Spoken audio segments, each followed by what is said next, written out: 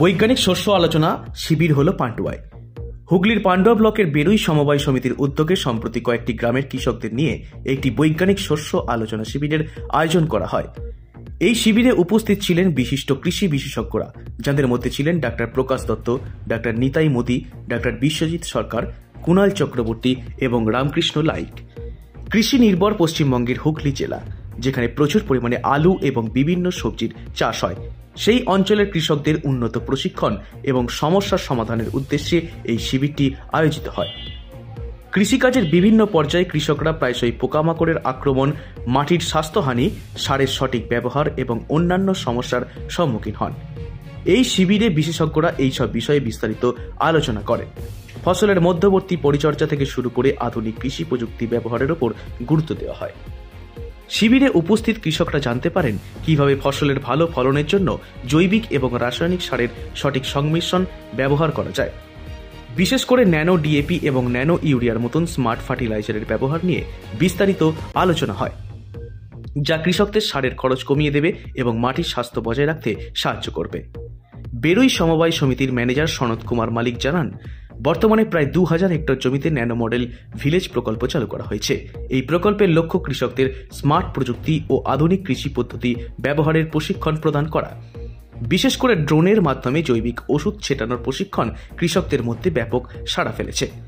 কৃষকদের খরচ বাঁচানোর উদ্দেশ্যে এবং শ্রমের অভাব মোকাবিলায় ড্রোন প্রযুক্তি ব্যবহারের উপর জোর দেওয়া হয়। শিবিরে উপস্থিত বিশেষজ্ঞরা ড্রোনের মাধ্যমে জমিতে কিভাবে কম খরচে জৈবিক ও রাসায়নিক ওষুধ স্প্রে করা যায় তার প্রশিক্ষণ দেন। এই প্রযুক্তি ব্যবহার করলে সময় ও অর্থ সাশ্রয় হবে এবং সমানভাবে ওষুধ ছিটানো সম্ভব হবে, যা ফসলের ফলনে ইতিবাচক প্রভাব ফেলবে। এই শিবির থেকে কৃষকরা অত্যন্ত উপকৃত হন।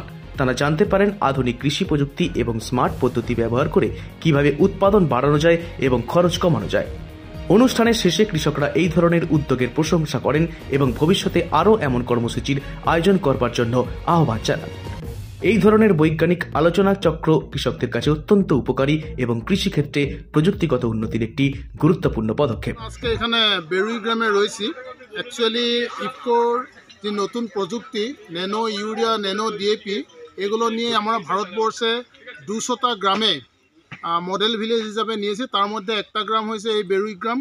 এইখানে আমরা কৃষকদেরকে অনুপ্রাণিত করেছি রাসায়নিক সারের ব্যবহার কমানোর জন্য, আর রাসায়নিক সারের ব্যবহার কমিয়ে ওনারা যাতে নতুন সবুজ প্রযুক্তি ন্যানো ডিএপি, ন্যানো ইউরিয়া ব্যবহার করে। আর সেইখানে আমরা ইফকো সাবসিডির ব্যবস্থা করেছি। ওনারা যদি ন্যানো ইউরিয়া, ন্যানো ডিএপি এবং আমাদের জৈব উৎসেচক সাগরিকা কিনে, তাহলে সেখানে আমরা একটু সাবসিডির ব্যবস্থা করি, যাতে কৃষকরা অনুপ্রাণিত হয় এগুলো ব্যবহার করার জন্য। আর এইভাবে আমরা ভারতবর্ষে কাজ করে চলছি, যাতে রাসায়নিক সারের ব্যবহার কমিয়ে আমরা নতুন প্রযুক্তির ন্যানো ইউরিয়া, ন্যানো ডিএপি ব্যবহার করি, ফলন ভালো রাখতে পারি, পরিবেশ ঠিক রাখতে পারি এবং মাটির সুরক্ষা বজায় রাখতে পারি। ইফকোর দ্বারা আয়োজিত কৃষি আলোচনা চক্র, যেখানে আমরা দেখেছি যে ইফকো ন্যানো ডিএপি নিয়ে যে কাজকর্ম করেছে, এখানে 2000 হেক্টর জমিতে কৃষকদের মাঠে এই ন্যানো ডিএপি নিয়ে কাজকর্ম করেছেন এবং ওনারা চাষিরা খুবই উপকৃত হয়েছেন।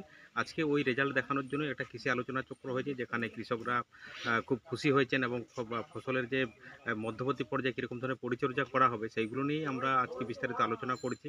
এবং আগামী দিনে যেভাবে ওনারা আলু লাগাবেন এবং কী পরিচর্যাগুলো নেবেন, আলু বীজ শোধন করা, তার সাথে বিভিন্ন রকমের আগাছা নিধন এবং তার সাথে চাপান সার প্রয়োগ করা, এবং যে রোগ বা পোকার উৎপাত আমরা দেখতে পাই সেগুলোকে আরও সঠিকভাবে কীভাবে আমরা নিয়ন্ত্রণ করব, সেই জন্যই মূলত এই আলোচনা চক্র চলছে। আজকে এখানে চলছে ন্যানো মডেল ভিলেজ, যেখানে আমাদের ন্যানো প্রোডাক্ট অর্থাৎ ন্যানো ডিএপি, ন্যানো ইউরিয়া এবং সাগরিকা সংমিশ্রণে আমরা এখানে 2000 হেক্টর জমিতে কৃষকদের নিয়ে আমরা মডেল ভিলেজ হিসেবে কাজ করছি, যাতে কৃষকরা আগামী দিনে এই স্মার্ট ফার্টিলাইজার ব্যবহার করে যা আগামী দিনে খরচ বাঁচিয়ে যে কৃষি উন্নতি করতে পারে, সেই প্রচেষ্টা আমরা কিন্তু চালিয়ে যাচ্ছি।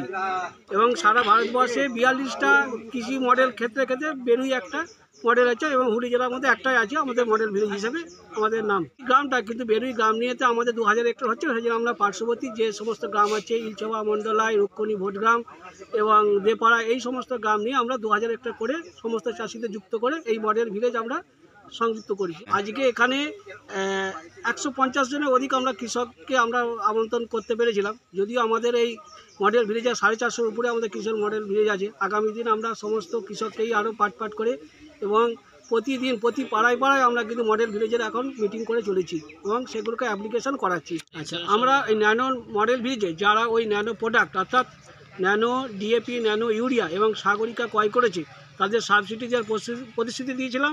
আজকে আমরা যারা খারিফে খরিদ করেছিল তাদের সাবসিডি আজকে অ্যাকাউন্টে ক্রেডিট হয়ে গেছে।